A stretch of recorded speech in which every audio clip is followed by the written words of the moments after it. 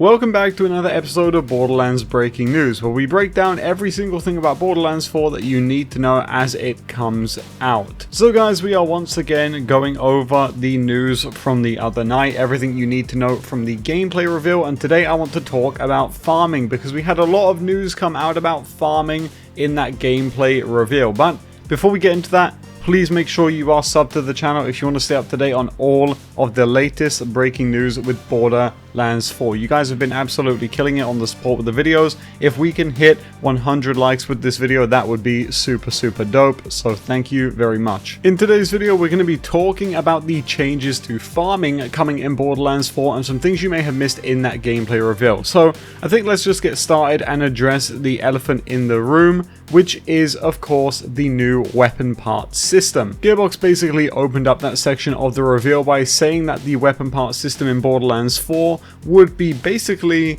completely overhauled from what it was in Borderlands 3 and even Borderlands 2. They basically say that every single part in the game can roll on basically anything. So you can have a Maliwan grip, you can have a Hyperion stock, and they can give you different effects on your weapon, and you can roll all of them on your weapon and just make for some crazy combinations. Now, I am sure that at a surface level this sounds really good, but I will say I do have some concerns as a player on this, because it is going to be a lot harder to get the gear that you actually want when people figure out what parts they want on their gear. There's most likely going to be tons of RNG which will only be multiplied by this system, and legendaries, which we will get to here in a second, being rarer, is going to now lead with the weapon part system to farming being a lot harder unless there is something in the game like a crafting system. So I definitely am hoping that GEARBOX has some kind of workaround to this, because if they don't, this could spell bad news for RNG in Borderlands 4, which, as we know, was already a problem in Borderlands 3. Now, I've seen people blaming this on the legendaries, and so let's just get right into that, because GEARBOX also said in the reveal that they understand that legendaries did not feel great in Borderlands 3. They were way too common and it devalued the rarity system as a whole, which is why in Borderlands 4 they are toning that back to make legendaries feel special again, and that when you do get a legendary drop, it's gonna feel like a really good and rare event in the game. Now, this is of course a net positive, and people are very happy to hear this, myself included. But of course, we do have that looming fear that with the weapon part system now, it is going to make legendaries really difficult to obtain in a state which is actually worth it for your build, which is going to lead to increased volumes of save editing and anger within the community. So the answer here, or rather the question, is does GEARBOX have an answer for this? Are they prepared for that potential issue? We'll have to find out when they share more at PAX, which is going to be coming up at the 9th of May. Now, speaking of gear, I also do want to touch on this. It is confirmed at this point there is no more anointments. Anointments are gone in Borderlands 4. This is a really big plus. I think a lot of people definitely did not like anointments, so hearing that they are completely gone is a really good thing. It would seem that they have been replaced by the enhancement system, which is kind of an evolution of the relic system, or a devolution. I've seen some people discussing their thoughts on those. Some people like it and some do not.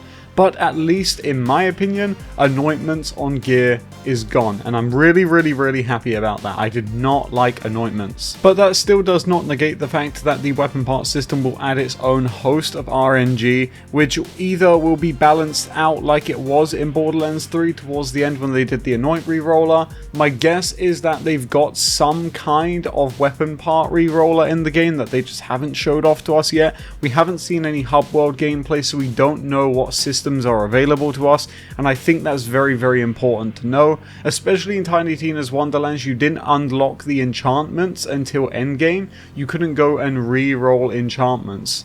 So definitely very interesting there, and we'll look forward to what happens. Hopefully they do the right thing. And now finally, to end off today's episode, we need to talk about the abolishment of save quit farming. This does tie into the farming system as a whole, as we know, and save quit farming has been a staple of Borderlands since Borderlands 1 back in 2009. Here we are, over 13, 14 years later, right, even more so than that, and they have finally made the jump and removed save quit farming with a boss and mission reset function.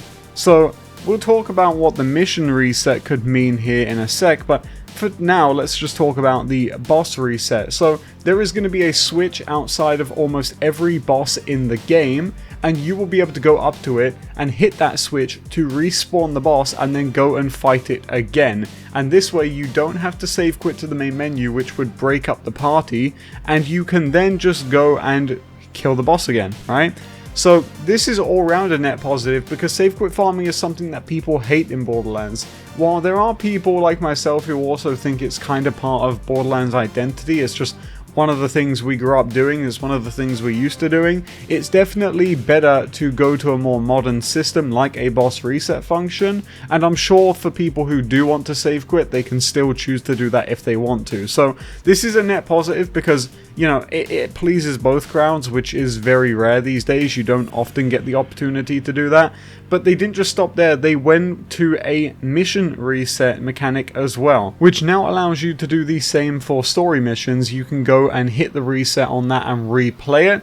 Now, I don't know if that's going to spawn you into like a new instance or how that's going to work, but it does seem like they are going to add a mission reset as well, which will function in a similar way. And I will say my instant reaction to that is that in my mind, this confirms that there is not going to be a TVHM. Letting players replay story missions like that, to me, is their way of not needing to do TVHM, and I think what's going to happen is when you get to endgame, you'll be able to just restart missions like that with the mission reset and just get better rewards because you are now at endgame. So I think that's their way of doing that, and yeah, I don't think there's going to be a TVHM in Borderlands 4 purely because of that. Now, it does remain to be seen if there is going to be like mission rewards that will get a higher chance of rolling better stuff, right? If you do use that mission reset, probably not, but just an interesting thought nonetheless. And now just one more thing before we jump off here today, a small detail which I'm not sure if people noticed or not,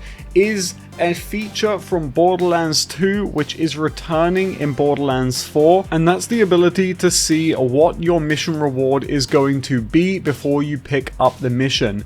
There is a part in the gameplay reveal where the player opens the map and they hover over a mission, and it directly shows them that they are going to get a pistol and it's going to be a rare or a very rare. Just a small detail I noticed that was in Borderlands 2, and a lot of people did see that it was not in Borderlands 3 and were pretty upset at that. So to see it return here is very good, and to me it shows that they are listening to feedback, which is a good thing overall. But let me know if you noticed that in the comment section down below, and that's going to do it for today's Borderlands Breaking News. Something I was going to talk about today, but I held off of it, is the delay of GTA 6. I just thought that was pretty crazy, because it did tie into that window of Borderlands 4 initially.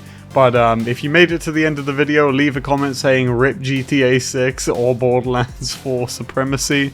And thank you guys for watching the video, and thank you for all the support on the breaking news stuff as of late. It's been incredible. I'm very excited for Borderlands 4, and I've seen a lot of people saying that they're not going to be able to afford it when it comes out. Guys, I will give away copies when the game drops. Do not worry, I got you covered. With that being said, I'll be live on Twitch tonight playing Borderlands Legends for the first time in over 10 years, so come along for that. I look forward to seeing you there and hanging out. And thank you so much for watching the video, guys. I hope you have a great rest of your day, and I will see you all in the next one.